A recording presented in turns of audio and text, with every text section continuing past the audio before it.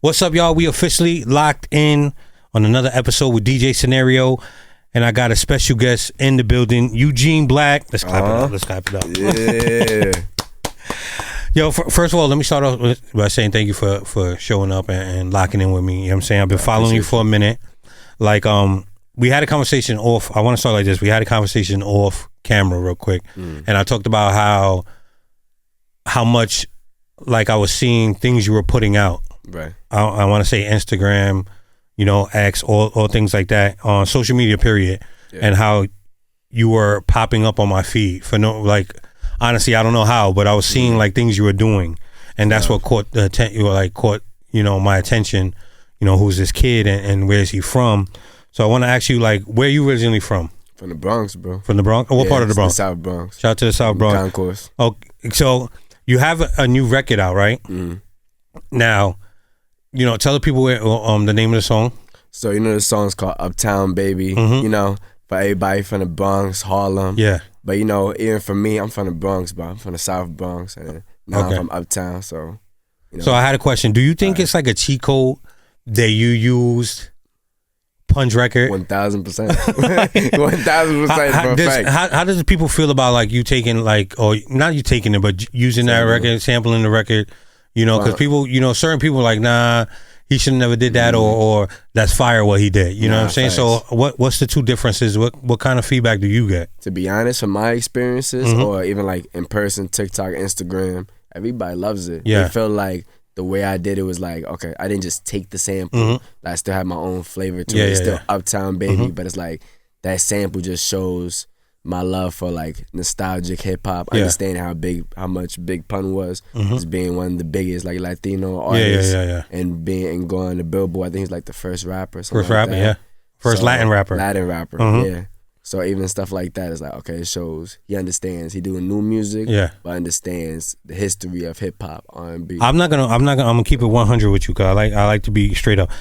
That's what listening to the sample first is what drew me to watch the videos that you were making, right? Right. Then I was like, let me hear what this kid has to say. So I'm, you know, it's kind of a good thing that you like use the sample, because, you know, like, it could be a bunch of people like me, like, oh, I listened to the sample, I like it. Let me hear what the kid got to say. Let me see what else he got going on. Let me tell you something funny. So in the beginning, right when I was promoting the record, all I was doing like the Uptown Baby, just the beginning part.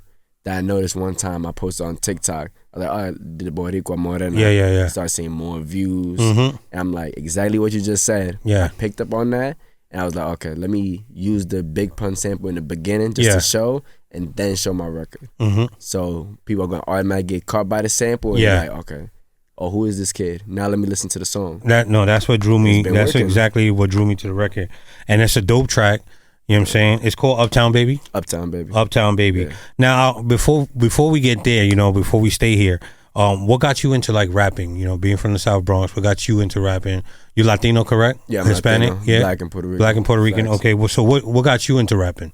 Yo, to be honest, so I started at Delaware State University. You know, big HBCU. Yeah. So I was just, my freshman year, I was just going through a lot of stuff, and I just didn't know how to, like, cope with my emotions. Okay. So I started out with poetry and started rapping and singing. Is it like family issues, or just like? More like, I'm not gonna lie, I was like in a bad relationship. Okay. I went through something that was tragic. Were you writing a lot about? I like to hear about relationships. You wanna know why? Okay. Wow. Because people go through shit. Facts. You know what I'm saying? And relationships could really change your life. No, it can. You know what I'm saying? Heartbreak could really change your life. Facts. So, you know, what are some of the things that you were writing that kind of got you out of that space? I think it was of feeling that way. I think it was more the angry records. Okay. So I feel like a lot of artists won't say this, but they'll write a song to get over their feelings about something. Okay. But never put it out. So for me, I would just write records that was just like why is this happening? Why was this happening to me? Like, I don't understand what's really going on. Because you was a good guy. Exactly. It seemed like you was the good guy in the relationship. A good guy. You know what I'm saying? Yeah. So writing about, you know, how the heartbreak exactly started, getting you into music? Into music, or were you into music and then just like propelled it or something? So I was always singing. Like I started singing in church. Okay. Or like I randomly like go up to like, to be honest, I used to go up to girls and stuff and just sing to them. Yeah. Be on my little Usher stuff. Okay. Vibe. Did they ever was like, what? Wait, what's going on? What? They liked it. It was good vibes. Yeah. But then once that started happening, it was just a way of me. I feel like it got me into making music. Okay. And then I started taking it serious when somebody I knew, they introduced me to this engineer in Delaware. Okay. He engineered for like NBA Youngboy with Timberland. Like okay, really fine. nice. So I feel like once I started going to the studio, that's when I started taking it more serious. Is that the time you made your first song around that time? Yeah, about my first song. What was the first song driven by the heartbreak, or was something written totally different? Something way different. Okay. But for me, I'm a perfectionist. Okay. So I took my time trying to find out what record I should put out. And then when I finally put it out, I think I was already over that situation. Yeah. So at this point, it's like, okay, I'm happy. Can we say that, like I said, we had a conversation off camera and how some things are supposed to happen the way it's happening? Yeah, of course. You know what I'm saying? Do you feel like that was a moment? Yes, bro. You know what I mean? To get look at where you at now, obviously. You know what I'm saying? Like that heartbreak or what you went through led you to rapping, led you to meet these people. Exactly. And then to be honest, I never get mad about going through stuff. I feel like every situation only going to push you forward. Yeah. So even going through that pain brought me to where I'm at now. I wouldn't even be here if that didn't happen. So I got a question for you, right? Coming from Delaware, after Delaware, you moved back to New York, right? Yeah, you're right. So what has been, since you've been back to New York, what has been like the biggest influential part of your career thus far? I would say for me, it's two moments, to be honest. So the first moment I had was, I paid this TikTok influencer, okay, $150, right? And the post that he did for my song called Peru, at 1.6 million. Oh wow! My streams just went crazy from the point where I only have 400 streams, to now we got like almost 300K streams. Okay, and it got me to the point where people started noticing my name, or I would go outside and people would be like, "Oh, you the dude who made Peru, right?" Yeah. And it's just like, okay. I'm in Peru, baby. Body so soft, ain't that shit just so smooth, baby. Kissing all your body, I know you losing your cool, baby. You be looking, I be eating good, you know I'm in Peru, baby. Yeah, I'm Peru, baby. I'm in Peru, baby. I know, I got something. I'm gonna ask you two questions, right? Okay. First, when you got with this influencer, right? Right. How's because sometimes people be sketchy. Oh. So how do you feel about like that? Like, this kid said, I could get you these numbers. Just trust me. Look at my page. I'm doing whatever. How do you pick that and say, okay, I trust this guy to get this guy or this girl, this money to like help boost what I have going on? So for me personally, I went through phases. Yeah. So even before that happened, someone scammed me. Okay. Right. Because it's sketchy. Yeah, it's sketchy. It's like, how do you trust this? Yeah, you know what I mean? If you don't know the person. Exactly. So I was watching his stuff from before, and I just liked his videos myself. Yeah. Like, this dude's kind of funny, and it would be a little different. Everybody does dance videos. Yeah, everybody does something, but him doing maybe a funny video to my song could probably do something. Okay. And I just put my faith into it. Gave him the money, and it just happened. Yeah. And I saw the difference. I saw how even like people playing my music in clubs overseas, or like people from other stages hit me up like, yo, that song Peru is good. Like, yo, you got to do a video out here. People from Peru noticing me. Okay. Where it's like, I know that was a game changer. Yeah. To the point. And then also, I'll say the second part was being the Ice Spice Munch video. Okay. So I seen that. I definitely seen that on like your page. Like you outside. Outside. Facts. You know what I'm saying? You outside. You working. Facts you know what I mean? working for sure. How do you feel like you said people recognize you from the Peru video and things like that? How do you feel like when people come up to you and say, "Hey, I know you." You know what I'm saying? Oh my goodness, I like this song. What is that feeling for you from, especially coming from where you came from, like as far as starting music? You know what I'm saying? Because I pretty much feel like you're still fresh in the game, like really fresh. You know what I'm saying? Yeah. And coming from where you come from, now people recognizing you and say, "Oh shit, I know who you are, yo." To be honest, I'd be appreciative, bro. Yeah. I just feel like, all that work, you take years and years of doing something. And for me, even when the first situation happened, that was my 5th year going into it.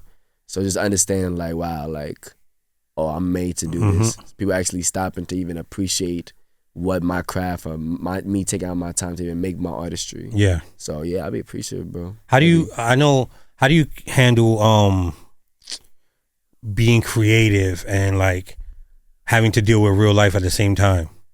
You know, the creative side of you wants to just be in the studio all day, but you know, I got responsibilities. I got shit I need to take care of. Like, how does those two correlate in your life, and you know, how do you make it work for you? I feel like a lot of people won't say this, right? This music thing is money. Yeah. Music thing is money. So for me, even having to go from my 9 to 5 every single day, they might have to go to the studio or have to do a performance, make these connections. It won't come back home until like 2, 3 o'clock. And I got to go back to work, wake up at 6 o'clock in the morning just to go back to work. Yeah. You know, it's a lot. But at the end of the day, it's like, I love this. This is my dream. This is what I want to do. So it can take a toll on my body. Yeah. But then I learn, all right, let me work out some more. I feel like you make your decision on what you want to do. Yeah. You could either be the person that's going to sit on the couch and say, I like making music, or you could be the person that's going to be performing at Power 105, you know, or just doing big things in life. What keeps you motivated the most then? I feel like how far I came. Okay. You know, understanding, all right, I know I'm from the hood. I know that my parents didn't have a lot. So seeing those things and see how hard they work, even through all the things they was put through, I can do the same thing and even more. So at the end of the day, they don't have to worry. My mom don't have to worry. Are your parents like very supportive with the music? Because I know a lot of parents like I say this a lot. You know, a lot of parents are really strict on, trust me, just go get a job and just do your job. You know what I'm saying? Like the music, I don't know. You know, they be skeptical about, you know, when people want to take their, you know, their dreams and run with their dreams instead of, you know, handling responsibilities. Of course. You know, so are the people around you very supportive?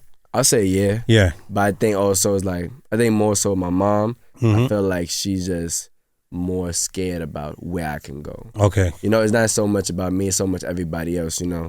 When you make it big, there's a certain type of jealousy. People look at you a certain type of way. But for me, at the end of the day, it's like, if you have faith in God, you already know you protected. Yeah, absolutely. So for me, I know. I was going to ask you that too, like you bringing that up, and you know, jealousy, and when you do take off, how do you handle the negativity? Because I'm sure you get negativity now. All the time. You know what I'm saying? How do you handle the negativity and criticism of the things you got going on? And you're not even, you know, like you're going, but you're not even at where you feel like you want to be yet, but you're still getting, how do you handle that? I ignore it. Oh, completely. I ignore it, bro. Like, fuck out of here. That's There's no reason. Yeah. There's no reason to, because think about it. Somebody give you negative energy and you accept it or you respond to it, then your whole energy, your whole body, everything just feels negative. Feed into it, yeah. Exactly. So for me, I'm like, okay, they comment to this. All right, what's next? And that's what every situation I go through. Oh, this situation, this show didn't go so good. What's next? What else we gonna do? Yeah. You can't worry about the past. The past is done. So what's right now? What's the present? What we got to do now? Exactly. What we got to do now. Exactly. Who's your favorite artist? You say you're from the Bronx. Facts. You know what I'm saying? You got this song out, you know, with the sample from Big Pun, you know, rest in peace, Big Pun. Facts. You know, who's your favorite artist right now, or your favorite collaboration that you would like to maybe do, if ever, you know? So the funny thing for me, I feel like another rising artist, I really like Capella Gray a lot. Okay. And I really like Fergie Baby a lot. Dope. Two dope artists. Yeah. Two dope uptown artists. And I feel like because I've been around them, it's more of an inspirational thing where it's like, okay, I've seen them be where I'm at now and see how far they came. Yeah. So, I can see something with Capella happening with you, bro. Yeah, that's I'm not even no cap, but that's the one. I can see something happen. Yeah, that's the one. You know what I'm saying? So let's get into this music. You know, your new song's out now? Yeah, out now. Uptown Baby's out now. Uptown Baby's out now. All platforms. Is this for a project, or is this a single you just put out? For a project. Is the project's not out yet? The project's not out. Talk to me about the project a little bit. So, you know, so the project's called Pure Heart. Okay. It's gonna be a 2-part. One side's gonna be hip hop, and the other side's gonna be R&B. Okay. But the reason why I put out. So how many songs? If this is a full like almost album, then right? Yeah, full album. Okay, so how many songs are you putting on this? So about like 16. So okay, so yeah, 8. Okay. Yeah, 8 and 8. So the reason I dropped this record, cause I felt like, it felt like fun. It felt like life. Yeah. I'm just so tired of going to parties and stuff, and everybody's all angry. Everybody's on the wall, just standing there, mad like, bored. And that's what I'm saying. Yeah. So I'm like, trust me, as a DJ, I know. I be seeing like, yo, y'all so boring. I'm out. And that's what I'm saying, bro. So for me, it's like I wanted to put out a record where like bring everybody together. Yeah. The old school, new school, but then also do something for the girls where it's like they're gonna be dancing. If you would do it, are you highly motivated by the women, like women driven your music? 1,000%, bro. Super women driven. 1,000%. Okay, because I think you got something for the ladies. For sure, bro. I have to. You have to, bro. I feel like you do something for the girls, you always gonna win. Does that take the ladies, any lady that's in your life right now, and then having a fan base full of women, does that like get in the way of each other? I would say no, because at the end of the day, it's like I know the difference between somebody who's trying to get to me because of my music. I know because of the exactly image and the person, music exactly. You are, So. And a person who actually cares for exactly, and the person who I'm talking to is because they already know their place in my life, so they don't got nothing to worry about at the end of the day. I got you. Uptown Baby. 1,000. Uptown Baby out now. There's no name for this project yet. Nah, Pure Heart. Pure Heart. 1,000. Okay, fire. So Pure Heart. When can we expect this? Like summertime? When can we expect it? Wintertime? Let's Uptown Baby blow up. I got you. All right. We're going to push Uptown Baby. We're going to keep pushing Uptown Baby. Full project, 16 songs, 8 and 8. Exactly. Something for fun and then something for the ladies, right? Exactly. One side for the fun, one side for the ladies? One side for the people who really love hip hop. Okay. For the dudes and stuff like that, and stuff for the girls. And it's not dropping yet. Not dropping yet. But when it does drop, I will be seeing you again. Nah, fat. Always, bro. So tell them where they can find you. Tell them where they can find you. Tell them where they can find the song at. Bet. Yo, so I go by the name of Eugene Black. You can find me on Instagram at Eugene Black. You 22. Just changed like a super radio voice. Like, yo, you just did like, yo. I'm just sorry. I get it, bro. I get it. You know what I'm saying? So now you got that's mad funny. Go ahead. Yeah, you can find all my music on all platforms: Spotify, Apple Music, YouTube, all that. And I got the hottest song of the summer, song of the year, song that's gonna the song is definitely fire. I agree with that. That's you know what I'm love. saying? I vouch for that. It's love. I appreciate you know what I'm saying? I appreciate you coming through, bro. Seriously. You know what I'm saying? Locking in with me. Facts. Eugene back. Let's go. Always. Thank you.